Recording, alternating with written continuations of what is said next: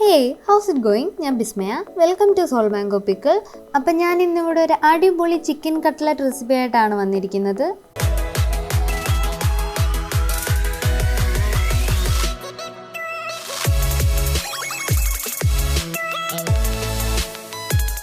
അപ്പോൾ നമുക്ക് ഈ ചിക്കൻ കട്ട്ലറ്റിന് വേണ്ട ഇൻഗ്രീഡിയൻസ് എന്തൊക്കെയാണെന്ന് നോക്കാം. ചിക്കൻ 250 ഗ്രാം, മുട്ട 2 എണ്ണം, soya sauce 1/2 tablespoon, vinegar 1/2 tablespoon, tomato ketchup 1/2 tablespoon, cornflour 2 tablespoon, maida ആവശ്യത്തിന്, ബ്രെഡ് 3 എണ്ണം, മഞ്ഞൾപ്പൊടി 1/2 ടീസ്പൂൺ, മുളക് പൊടി 1 teaspoon, garam masala 1 teaspoon, bread crumbs ആവശ്യത്തിന്, ഉപ്പ് 1/2 ടീസ്പൂൺ, എണ്ണ ആവശ്യത്തിന്. അപ്പോൾ ഈ കട്ട്ലറ്റ് തയ്യാറാക്കാൻ വേണ്ടി നമ്മൾ എടുത്തു വെച്ചിരിക്കുന്ന 3 ബ്രെഡ് ഇതുപോലെ മുറിച്ച് ചെറിയ കഷ്ണങ്ങളാക്കി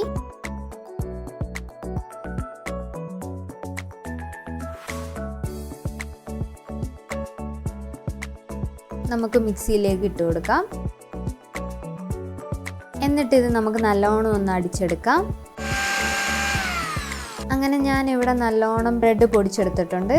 ഇനി നമുക്ക് ഇതിലേക്ക് എടുത്തു വെച്ചിരിക്കുന്ന 250 ഗ്രാം ചിക്കൻ ഇതിലേക്ക് ഇട്ട് കൊടുക്കാം. ഞാൻ ചെറിയ ചെറിയ പീസസായി കട്ട് ചെയ്ത ചിക്കനാണ് മിക്സിയിലേക്ക് ഇട്ട് കൊടുക്കുന്നത്.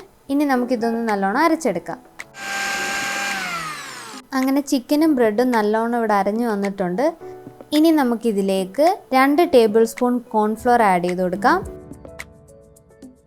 ഇനി ഇതിലേക്ക് 1/2 ടീസ്പൂൺ മഞ്ഞൾപ്പൊടി ആഡ് ചെയ്യാം, 1/2 ടീസ്പൂൺ ഉപ്പ്, 1 ടീസ്പൂൺ മുളക് പൊടി, 1 ടീസ്പൂൺ ഗരം മസാല. ഇനി 1/2 ടേബിൾ സ്പൂൺ സോയാ സോസ് ഒഴിച്ചു കൊടുക്കാം. 1/2 ടേബിൾ സ്പൂൺ വിനീഗറും കൂടി നമുക്കിതിലേക്ക് ഒഴിക്കാം. ഇനി ഇതിലേക്ക് 1/2 ടേബിൾ സ്പൂൺ ടൊമാറ്റോ കെച്ചപ്പ് ഒഴിച്ചു കൊടുക്കാം.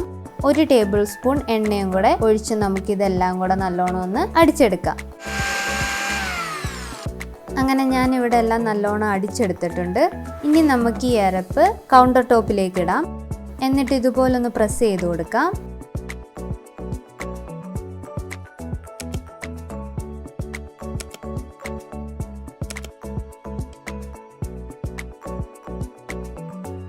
അഥവാ കയ്യിൽ ഒരുപാട് ഒട്ടിപ്പിടിക്കുകയാണെങ്കിൽ നമ്മൾ ഇതുപോലെ എണ്ണ തൂത്ത് കൊടുത്ത് ഇതുപോലെ ഒന്ന് പ്രസ് ചെയ്ത് കൊടുത്താൽ മതി. ഇനി നമുക്കിത് നല്ലോണം ഒന്ന് പ്രസ് ചെയ്ത് പരത്തി കൊടുക്കാം.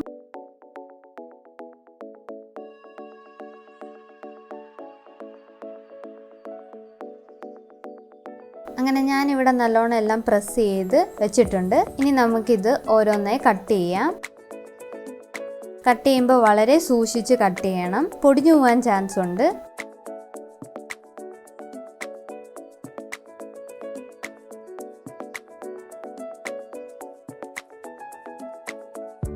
ആദ്യം നേരെ ഇതുപോലെ കട്ട് ചെയ്തതിന് ശേഷം നമുക്ക് ക്രോസ് ആയിട്ടും കൂടെ ഒന്ന് കട്ട് ചെയ്ത് കൊടുക്കാം.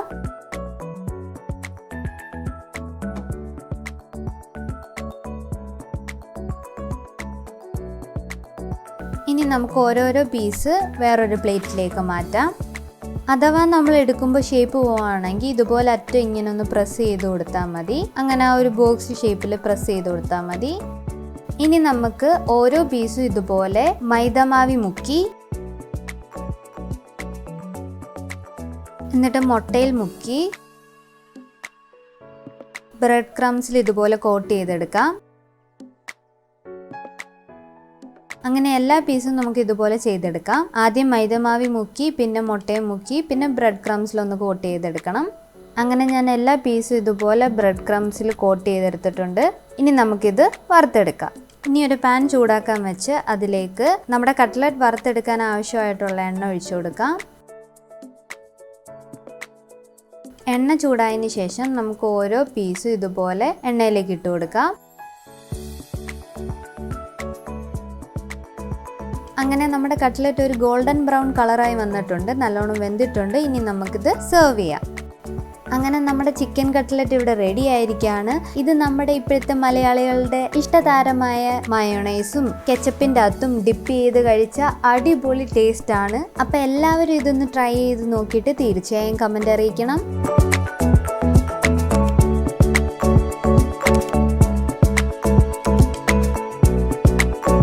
അപ്പോൾ എൻ്റെ ഇന്നത്തെ ഈ വീഡിയോ എല്ലാവർക്കും ഇഷ്ടപ്പെട്ടെന്ന് വിശ്വസിക്കുന്നു. ഇഷ്ടപ്പെട്ടെങ്കിൽ please like, share and subscribe to my channel. ഇനി പുതിയൊരു വീഡിയോ ആയിട്ട് വരുന്നിടം വരെ till then take care, by.